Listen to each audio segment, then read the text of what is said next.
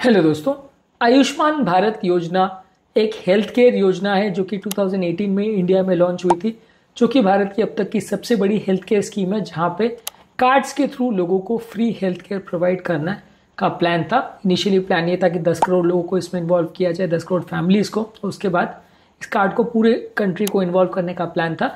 आज हम इस कार्ड की जी भर के बुराइयां करेंगे। आज हम कार्ड की क्या क्या लैक्यूने हैं, क्या क्या इश्यूज हैं, इस पर बात करेंगे। एक सेपरेट वीडियो में हमने इसकी तारीफें जो थी या अच्छाइयाँ जो थी उस पर बात करी है। आज हम सिर्फ बुराई पर बात करेंगे। तो ऑब्वियसली अगर आप इसको पॉलिटिकल इंटरेस्ट के साथ देखना चाह रहे हैं, जो बीजेपी सपोर्टर्स हैं वो गालियाँ देंगे कि आज सिर्फ बुराइयाँ कर रहा हूँ, तो प्लीज़ आप वो वीडियो भी देख लीजिए। हम एक अनबायस्ड ओपिनियन देना चाह रहे हैं इस कार्ड के बारे में। हमारा पर्पज़ किसी गवर्नमेंट को ब्लेम करना या किसी गवर्नमेंट की तारीफ करना वो बिल्कुल नहीं है। हमारा पर्पज़ सिर्फ as a doctor, as a cardiologist जिसको रेगुलरली इस कार्ड से काम पड़ता है, उस कार्ड की तारीफें और बुराइयां दोनों पर बात करना मेरा पर्पज़ है। हमने इस पर ओवरव्यू वीडियोस भी किए हैं जहाँ पे प्रैक्टिकल जो इश्यूज़ है वो उस पर भी बात की है। आज भी हम इस पर क्या बुराइयां हैं, क्या इश्यूज़ है अब तक के कार्ड पर, उस पर बात करेंगे। टॉपिक पर जाने से पहले जो लोग हमारे चैनल पर नए हैं उन्हें रिक्वेस्ट करूँगा कि चैनल को सब्सक्राइब करें, वीडियोज़ को लाइक करें, शेयर करें, फॉलो करें, कमेंट करें, पूरा देखें। सबसे पहला इसमें इम्प्लीमेंटेशन के चैलेंजेस हैं, क्योंकि गवर्नमेंट ने इनिशियली ये सोचा था कि कार्ड को ओपीडी बेसिस पे भी इसको यूटिलाइज करेंगे, लेकिन ओपीडी बेसिस पे क्योंकि इम्प्लीमेंटेशन का इतना इश्यूज है कि कौन पेशेंट कहाँ ओपीडी करवा रहा है, उसकी ओपीडी जो हो रही है वो सही हो रही है कि नहीं, कोई फेक डेटा तो नहीं आ रहा, ये सब के चक्कर में इम्प्लीमेंटेशन के इश्यूज थे। तो पहले ऐसा जो प्लान था कि ओपीडी बेसिस पे भी इसको लॉन्च किया जाएगा, वो अभी एज ऑफ नाउ उतना ज़्यादा फोर फ्रंट पे नहीं है। ज़्यादातर अभी ये कार्ड सर्जरी के लिए ही ज़्यादातर अवेलेबल है। ये कार्ड बड़ी बड़ी सर्जरीज के लिए अवेलेबल है। ये इसका एक बड़ा इशू है कि इसका जो इलाजमेंट करवाना था या सारी फैसिलिटीज़ को जो कवर करना था, इवन ओपीडी भी कवर करना था, वो अभी तक नहीं हो पाया। सेकेंडली इसमें यह है कि ये स्कीम जो है सिर्फ कार्ड ओनर्स को अवेलेबल है। कार्ड इशू हर एक व्यक्ति को हो पाना आज की डेट में थोड़ा बड़ा इशू है, क्योंकि कार्ड जो है गवर्नमेंट ने जब इनिशियली जब लॉन्च किया था तो 2011 के सेंसस के हिसाब से जो लोग गरीबी रेखा के नीचे थे उन सबको कार्ड इशू कर दिया था। एक लिस्ट बनाई थी, उस लिस्ट में जो लोग पैनल थे उनका नाम इन्वॉल्व कर लिया था। उसके बाद ये था कि जो लोग गरीबी रेखा के नीचे एक आवक का दाखला बना के मामलतदार ऑफिस से अपना आधार कार्ड और राशन कार्ड वगैरह ले जाके वो एक कार्ड बनवा सकते हैं। पर लेकिन as of now practical problem ये है कि अभी भी कार्ड जो है बहुत सारी गरीब जनता के पास नहीं है। मैं तो कई सरकारी हॉस्पिटल्स में भी जाता हूँ, पर वहाँ पे कई जगह प्रॉब्लम ये आती है कि एक्चुअल में जो पुअर जनता है उनको हम बोलते हैं कि कार्ड के बारे में पता है क्या, तो काफ़ी लोग को पता भी नहीं है कार्ड के बारे में। वो कार्ड दिखाने को बोलते हैं तो आधार कार्ड दिखाते हैं। कई बार लोग को बोलते हैं हमको नहीं पता, बच्चे से पूछो। तो कई बार क्योंकि अनएजुकेटेड जनता है तो उनको अवेयरनेस ही नहीं है कार्ड के बारे में, कैसा कोई स्कीम भी है कि नहीं। और कार्ड का एक्चुअल जो अवेलेबिलिटी है वो भी इशू है। एज ऑफ नाउ बहुत सारी गरीब जनता है देश की जिसको कार्ड अभी तक अवेलेबल नहीं हो पाया। तो आई थिंक ये प्रोसेस को थोड़ा स्पीडअप होना चाहिए, क्योंकि प्रैक्टिकली स्पीकिंग मुझे एटलीस्ट लगता है कि 50-60% गरीब जनता के पास कार्ड नहीं अवेलेबल है। हो सकता है गवर्नमेंट डेटा इसमें वेरी करे, मुझे एग्जैक्टली नहीं पता है कि कितने जो है लोगों को, गरीब जनता को ऑलरेडी इशू हो चुका है ग्राउंड पर। गवर्नमेंट डेटा और actual ground realities might very, पर लेकिन ये है कि ग्राउंड पे जहाँ आप एक्चुअल पेशेंट्स देखने जाते हैं वहाँ पे लोगों को पूछते हैं कि भाई कार्ड अवेलेबल है या नहीं, आप कार्ड बनवा के ले आओ। तो काफ़ी लोग को एक तो पता ही नहीं है स्कीम के बारे में, और पता है भी तो कार्ड उनके लिए कई बार बन पाना मुश्किल होता है, क्योंकि 2011 सेंसस में उनका नाम नहीं था तो उस समय उनको इश्यूज होता है। खासकर हमारे यहाँ पे जो एरिया है माइग्रेंट एरिया, वहाँ पे थोड़ा ज़्यादा दिक्कत आता है, क्योंकि कई यहाँ पे जो लेबर्स हैं वो दूसरी जगह से आके काम कर रहे हैं। कोई यूपी में काम कर रहा है, बिहार में काम कर रहा है, तो उनका कार्ड फिर वहीं पर बनेगा जहाँ पर वो रहते थे पहले, या उनका राशन कार्ड जहाँ का यूपी बिहार का अगर वो है या किसी और स्टेट का है तो वहाँ पे जाके उनका कार्ड बनेगा, उनका दूसरे स्टेट में नहीं बनेगा। बनने के बाद यूज़ हो सकता है, बनने के बाद अगर कार्ड आप दूसरे स्टेट में यूज़ करना चाहो तो कर सकते हो, लेकिन कार्ड बनने का जो प्रोसेस है वो वहीं पे होगा। तो ये एक प्रैक्टिकल इशू है जिसको मुझे लगता है कि एड्रेस करना चाहिए कि कार्ड दूसरे स्टेट में अगर कोई व्यक्ति हो तो भी उसका बनना चाहिए, क्योंकि अगर कोई बंदा बीमार दूसरे स्टेट में जाके हो जाए तो वो कैसे ट्रीटमेंट कराए, उसको अगर कार्ड अवेलेबल नहीं है तो उसको इमरजेंसी में कार्ड बनवाने की अगर जरूरत पड़ी तो वो कैसे बनाए। और किसी और जगह का राशन कार्ड बनना का, मान लीजिए कोई यूपी का बंदा गुजरात में रह रहा है 10 साल से, तो गुजरात का राशन कार्ड बनाना इतना इजी नहीं होगा, क्योंकि एटलीस्ट 10 साल आपको वहाँ पे रहना पड़ेगा।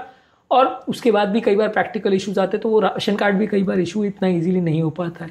तो ये प्रैक्टिकल इशूज है कि कार्ड की अवेलेबिलिटी खासकर जो माइग्रेंट लोग हैं उसमें कंपेरेटिवली कम है। हालांकि जगह जगह इसका डेटा वेरी हो सकता है, कई जगह पे ज़्यादा हो, कई जगह पे कम हो, स्टेट टू स्टेट और एरिया टू एरिया ही डिफर कर सकता है। कई जगह कवरेज ज़्यादा हो, 80-90% हो, कई जगह 50% हो, कई जगह 30% हो, ये वेरी कर सकता है। लेकिन एक्चुअल में थोड़ा कार्ड जितना ज़्यादा लोगों को मिलना चाहिए, हर व्यक्ति के पास हाथ में कार्ड होना चाहिए था, क्योंकि 6 साल हो गए स्कीम को लॉन्च हुए, अब तक हर व्यक्ति के हाथ में कार्ड जो आ जाना चाहिए था वो अभी तक थोड़ा सा लैकिंग है, उसमें और काम की ज़रूरत है।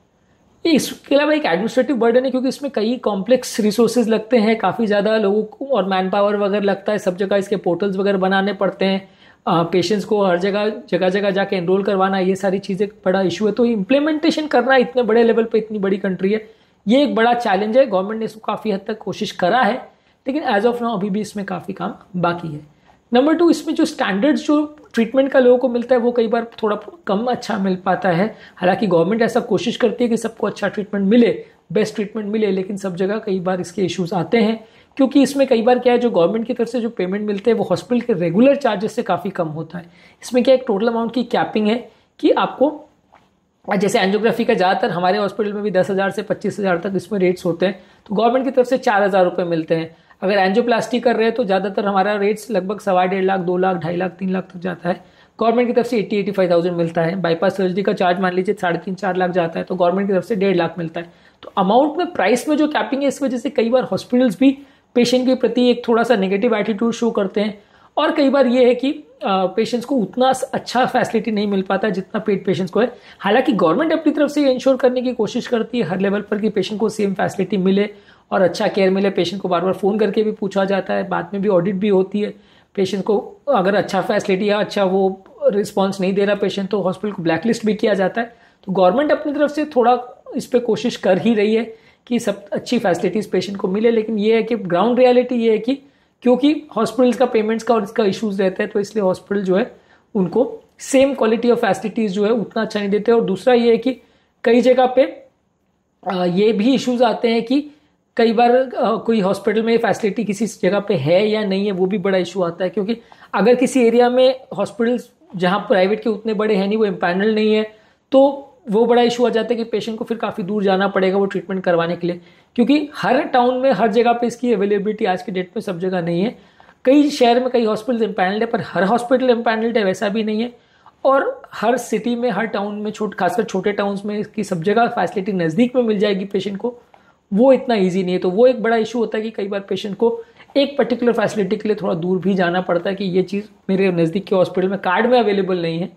तो वो थोड़ा सा एम्पैनलमेंट बढ़ाने का और इशू है कि ज़्यादा हॉस्पिटल्स को एम्पैनल करना जरूरी है, क्योंकि अगर पेशेंट को एक चीज़ करवाने के लिए अगर 100 किलोमीटर 200 किलोमीटर जाना पड़ता है, तो जो पैसे बचाने का पर्पस था वो डिफीट हो जाता है कि 100-200 किलोमीटर जाने में उसका पेट्रोल का या उसके भाड़े का उससे ज़्यादा लग जाता है, वहाँ रहने का, ट्रीटमेंट कराने का उससे ज़्यादा लग जाता है।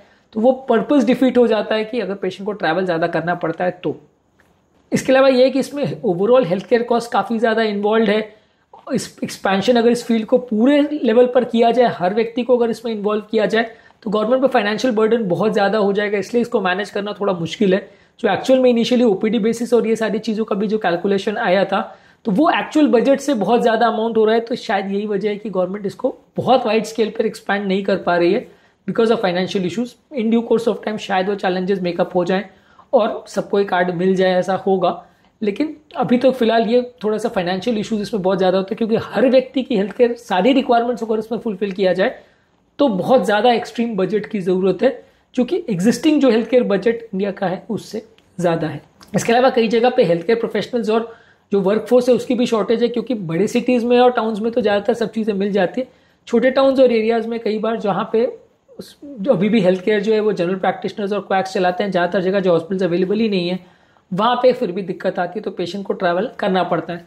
और कई जगह पे फिर भी वर्कलोड का भी इशू आता है, क्योंकि अगर मान लीजिए किसी पर्टिकुलर एरिया में एक ही 2 हॉस्पिटल है जो एम्पैनल्ड है, तो वहाँ पे फिर कई बार पेशेंट को वेटिंग भी हो जाती है। हालांकि अभी वो प्रॉब्लम धीरे धीरे करके कम हो रही है क्योंकि एम्पैनलमेंट बढ़ रहा है, लेकिन ये है कि कई बार पेशेंट को उस पर्टिकुलर ट्रीटमेंट के लिए वेटिंग भी करनी पड़ती है कि पेशेंट ट्रीटमेंट के लिए गया और सर्जरी के लिए वेटिंग है, उसको बुलाया गया कि आप 1 महीना बाद आओ, 2 महीना बाद आओ, तो वो थोड़ा सा एक पेशेंट के लिए इश्यूज हो जाते हैं। हालांकि देखिए इमरजेंसी पेशेंट्स के लिए अलग से फैसिलिटी है इसमें कि इमरजेंसी में आप करवा सकते हो, लेकिन ये है कि कई जगह थोड़ा सा वेटिंग का इशू अभी भी है, क्योंकि एम्पैनलमेंट उतनी ज़्यादा जो होना चाहिए जितना उतना नहीं है। In due course of time शायद इम्प्रूव होगा, लेकिन अभी वो भी थोड़ा सा एक इशू है। इसके अलावा इसमें कई जगह कुछ टेक्नोलॉजिकल इश्यूज और आईटी से बहुत ज़्यादा इसमें जो है सारा चीज़ें ऑनलाइन करनी पड़ती, तो कई टेक्निकल इश्यूज आते हैं। कई बार पेशेंट का फिंगरप्रिंट मैच नहीं हो रहा, कई बार पेशेंट का रेटिना स्कैन मैच नहीं हो रहा, कई पुराने पेशेंट का नाम जब लिया आधार कार्ड और इसमें मिसमैच हो रहा है। तो ये टेक्निकल ग्लिचेस बहुत अभी भी हैं जिसको पूरी तरह से सॉर्ट आउट करने की जरूरत है, क्योंकि पेशेंट हमारे पास आता है, उसका आधार कार्ड मिसमैच हो रहा है या उसका राशन कार्ड नहीं है या उसका कोई और इशू है, तो वो सारी चीज़ें बहुत जल्दी अगर इसमें सॉर्ट आउट हो जाए तो ज़्यादा अच्छा है, या जब कार्ड बनाया जाए तो ही ये सारी चीज़ों का ध्यान रखा जाए तो ज़्यादा अच्छा है। नहीं तो कई बार पेशेंट को थोड़ा उसके लिए परेशानी होती है कि वो इमरजेंसी में ट्रीटमेंट कराने को आता है और उस समय कार्ड उसका या तो ब्लॉक होता है या मिसमैच हो जाता है। तो ये सारी चीज़ों में थोड़ा और इम्प्रोवाइजेशन की ज़रूरत है। इसके अलावा इसमें क्योंकि जो डेटा है वो 2011 के सेंसस के बेस पे है, तो बहुत सारे लोग जो एक्चुअल में बेनिफिशियरीज होने चाहिए वो एक्सक्लूडेड हैं। वो सारी चीज़ों को कवर करना ज़रूरी है। वो सारी चीज़ों पे सबसे ज़्यादा वही इंपॉर्टेंट इशू है कि फैसिलिटीज़ और वो सारी चीज़ें तो बात की बात है कि किसको क्या मिल रहा है, कितना अच्छा मिल रहा है, वो तो अलग चीज़ है, वो तो शायद over a period of time improve होंगी। लेकिन कार्ड की अवेलेबिलिटी जो है वो बहुत सारे लोग के लिए नहीं हो पा रही है। क्राइटेरियाज जो है जिसकी वजह से कई लोगों को कार्ड नहीं मिल पाता, वो थोड़ा चीज़ों पर ज़्यादा वर्क होने की ज़रूरत है। कई स्टेट्स में कई अर्बन रूरल डिवाइड भी है, कई स्टेट्स में भी डिफरेंस है। वो सारा चीज़ों का फ़र्क है कि सिटीज़ में ज़्यादा लोग के पास अवेलेबिलिटी है, रूरल एरिया में कई लोग अवेयरनेस ही नहीं है, वहाँ उतना डिस्ट्रीब्यूशन ही नहीं है कार्ड का। वो सारी चीज़ों में थोड़ा फ़र्क है। हॉस्पिटल के टर्म में भी वैसा है कि सिटीज़ में ज़्यादा हॉस्पिटल्स अवेलेबल है, रूरल एरिया में नहीं है। तो जितना लोगों को ट्रैवल करना पड़ता है वो सारी चीज़ों में भी फ़र्क आ जाता है। तो डिवीजन है कार्ड से, जितना बेनिफिशियरीज है, कहीं पे ज़्यादा कहीं पे कम, वो भी एक थोड़ा सा इशू है। सिटीज़ में ज़्यादा, टाउन्स में कम, किसी स्टेट में ज़्यादा किसी स्टेट में कम, किसी स्टेट में फैसिलिटी है ही नहीं, किसी स्टेट में मल्टीपल स्कीम्स चल रही हैं, वो भी एक बड़ा इशू आता है। पहले ये प्लान था कि सारी स्कीम्स का आपस में इंटीग्रेशन किया जाएगा, पर वो भी प्रैक्टिकली नहीं हो पाया। तो कई स्टेट्स में इंटीग्रेशन हुआ है, कई जगह नहीं हुआ है। पहले प्लान था कि ESIC और ये सारी चीज़ों को भी बाद उसमें मर्ज कर दिया जाएगा और सारे स्टेट स्कीम को भी मर्ज कर दिया जाएगा, क्योंकि इसमें ओवरऑल एक यूनानिमस कार्ड बन जाएगा ऑल ओवर द कंट्री। लेकिन वैसा कॉन्सेप्ट अभी तक नहीं हो पाया, क्योंकि कई स्टेट्स में ये एप्लीकेबल ही नहीं है स्कीम, और कई जगह पे फिर भी स्कीम्स कई और कार्ड भी चलते रहते हैं। तो पेशेंट को भी इसमें बड़ा कन्फ्यूजन रहता है कि कौन सा कार्ड चलेगा कौन सा नहीं। तो ये भी थोड़ा सा, एक जनरल कार्ड बन जाए जो कि पूरे इंडिया में सब जगह चले और सबका कार्ड बन जाए, तो वो सबसे बेस्ट चीज़ है। उसमें सारे लोग फैसिलिटी ले पाएंगे और उनको दिक्कतें कम आएंगी। तो आज का टॉपिक में प्लीज़ क्रिटिसाइज मत करिएगा कि काफ़ी सारी मैंने बुराई करी है, लेकिन कई प्रैक्टिकल इश्यूज हैं जो कि मुझे लगता है कि जिसको in due course of time improvise किया जाएगा। लेकिन अभी थोड़ी फैसिलिटीज़ लैकिंग है, थोड़ी इसमें चीज़ें गड़बड़ हैं अभी भी, जिसको इम्प्रोवाइज करने की आवश्यकता है। उस बारे में हमने बात करी। उम्मीद करूँगा कि आज के टॉपिक में कुछ नया जानने को मिला होगा। जो लोग हमारे चैनल पर नए हैं उन्हें रिक्वेस्ट करूँगा कि चैनल को सब्सक्राइब करें, वीडियोज़ को लाइक करें, शेयर करें, फॉलो करें, कमेंट करें, पूरा देखें।